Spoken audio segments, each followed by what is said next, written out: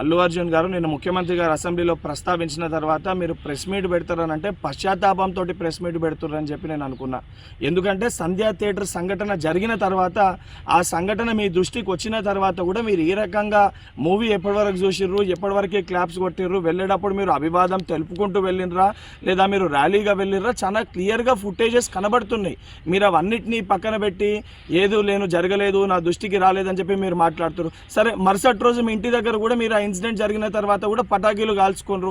సరే, ఆ విషయాలన్నింటినీ కూడా మేము ప్రస్తావిస్తలేము అని మీరు మాట్లాడుతూ ఏమని అంటారు, తెలుగుని సత్తా చాటుతున్నాం అని మాట్లాడుతున్నారు. తెలుగుని సత్తా చాటేది ఉంటే మన వలన తెలుసో తెలియకనో ఏదైతే సంబంధించి సంఘటనలో మనుషుల ప్రాణాలు పోయే విధంగా అటువంటి ఒక చర్యలు జరిగినప్పుడు దాన్ని ఏదైతే సంబంధించి సానుభూతితోటి స్పందించి ప్రెస్ మీట్ నిర్వహించి ఆ కుటుంబానికి అండదండగా నిలిచే ప్రయత్నం చేయాలి తప్ప నిన్న ముఖ్యమంత్రి గారు ఏదైతే ఈ ప్రజాప్రభుత్వము ప్రజలకు అండదండగా ఉంటుంది, ఎవరు తప్పు చేసినా కూడా ఊరుకోము శిక్షిస్తామని చెప్పి ముఖ్యమంత్రి గారు వారి స్థాయిలో తెలంగాణ ప్రజానికానికి ఒక ధైర్యం ఒక భరోసా కల్పిస్తుంటే దాని తర్వాత మీరు ఈ రకంగా ప్రెస్ మీట్ పెట్టడం అనేది ఇది సరికాదు.